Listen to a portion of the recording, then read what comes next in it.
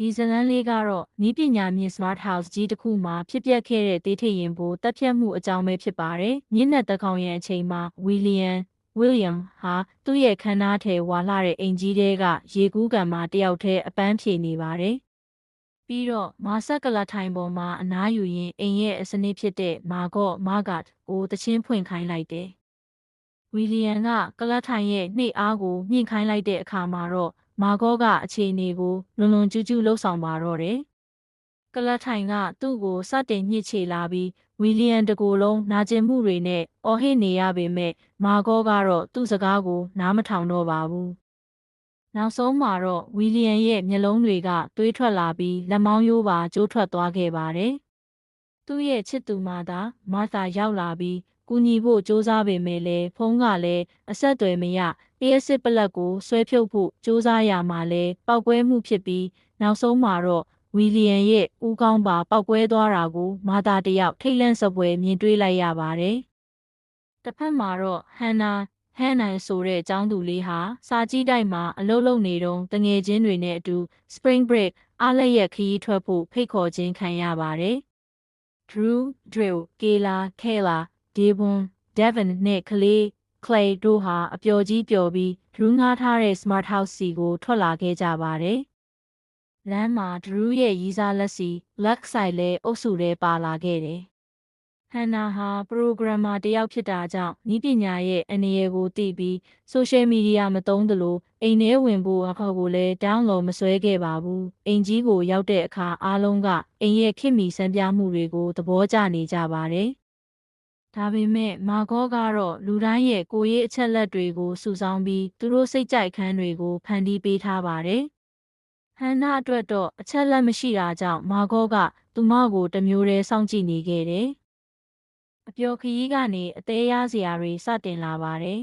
။ရေကူးကန်မှာလက်စီကိုစက်ရုပ်လက်တစ်ခုကဆွဲနစ်ဖို့စ조사ခဲ့သလိုအိမ်ထဲမှာလည်းထူးဆန်းတဲ့အဖြူရောင်အရေးကြီး white gold တွေပြည့်နေတာကိုဟန်နာသတိထားမိလာတယ်။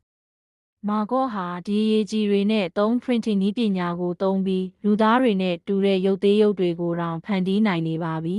။ကြောက်စရာအကောင်းဆုံးကတော့မာဂေါဟာအိမ်ထဲကလူတွေကိုတယောက်ပြီးတယောက်တပ်ဖြတ်လာတာပါပဲ။ကေလာနဲ့ဒေဘွန်တို့ဟာသူတို့ရဲ့အခန်းထဲမှာပဲမျက်နှာကျက်နှိမ်ဆင်းလာပြီးညှစ်သက်ခြင်းခံလိုက်ရပါတယ်။မာဂေါကသူတို့ကိုတတ်ပြီးတာနဲ့သူတို့နဲ့ရုပ်ချင်းတူတဲ့သုံးခွန်တွေကိုအစားထိုးလိုက်ပြီးတခြားသူတွေကိုလှည့်စားထားပါတယ်။နောက်တစ်နေ့မှာကလေးဟာမာဂေါရဲ့ပရိယေကြောင့်ပောက်ကွဲမှုဖြစ်ပြီးအစိတ်ရှိတဲ့အရည်တွေကိုတောက်မိကသွေးအံပြီးတေဆုံးသွားပြန်ပါတယ်။အခြေအနေတွေဆိုးရွားလာတာကိုသိတဲ့ဟန်နာဒရူးနဲ့လက်စီတို့ဟာထွက်ပြေးဖို့စ조사ကြပါတယ်။ဒါပေမဲ့အင်ကြီးကအတန်လုံးနေသလိုပြတင်းပေါက်တွေကလည်းခွဲလို့မရအောင်မာကြောနေပါတယ်။ဟန်နာဟာသူမရဲ့ပညာရက်နဲ့မာဂေါကိုဟက်ဖို့စ조사ပေမဲ့မာဂေါကအရန်ကိုထက်မြက်လွန်းနေပါတယ်။ထွက်ပြေးရင်းနဲ့လက်စီဟာမတော်တဆချော်လဲပြီးလေပင်ကျိုးကတေဆုံးသွားခဲ့ပြန်ပါတယ်။ဟန်နာနဲ့ဒရူးတို့နှစ်ယောက်ပဲကြံတော့တဲ့အချိန်မှာမာဂေါကဒရူးရဲ့ရုပ်ကိုယူပြီးသူတို့ရှေ့မှာပေါ်လာပါတယ်။မာဂေါဟာလူသားတွေရဲ့စိတ်ခံစားချက်နဲ့အချင်းချင်းတက်ဖြတ်ကြတဲ့အပြုအမူကိုနားလည်ခြင်းလို့ဒီကစားပွဲကိုဖန်တီးခဲ့တာပါ။နောက်ဆုံးမှာတော့ဟန်နာဟာသုံးပုံတူရုပ်တွေကိုဖန်တီးပြီးမာဂေါကိုပြန်လည်တိုက်ခိုက်ခဲ့ပါတယ်။တငယ်ချင်းတွေအားလုံးရဲ့ခွန်တွေနဲ့မာဂေါကိုဝိုင်းဝန်းတိုက်ခိုက်ပြီးနောက်ဟန်နာဟာမာဂေါရဲ့ခေါင်းကိုရိုက်ခွဲပြီးတက်ပစ်လိုက်နိုင်ပါတယ်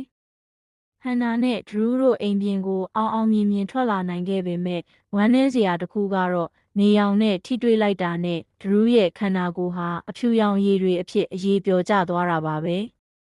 တကယ်တော့ဒရူးဟာအိမ်ထဲမှာကလေးကအသက်ခံလိုက်ရပြီးအခုဟန်နာနဲ့ပါလာတာဟာသုံးခုတစ်ခုသာဖြစ်နေခဲ့ပါတယ်။စိတ်ပြက်အားငယ်စွာနဲ့ကားပေါ်တက်ပြီးထွက်ပြေးဖို့စ조사တဲ့ဟန်နာဟာကားဆက်နှိုးလိုက်တဲ့အခါမှာတော့ကားရဲ့ system ထဲမှာမာဂေါရှိနေသေးတာကိုထိတ်လန့်ဖွယ်သိလိုက်ရရင်ဇလန်းလေးကပြီးဆုံးသွားပါတော့တယ်ဒီလိုစိတ်ဝင်စားစရာကောင်းတဲ့ရုပ်ရှင်အညွှန်းတွေကိုဆက်ကြည့်ဖို့အတွက် subscribe လုပ်ထားဖို့မမေ့နဲ့ဦးနော်ကြည့်ရှုပေးတဲ့အတွက်ကျေးဇူးတင်ပါတယ်နောက်ထပ်ဘယ်လိုဇလန်းမျိုးကိုမြမလိုအနှစ်ချုပ်ပေးစေခြင်းတလဲပြောပြပေးပါဦး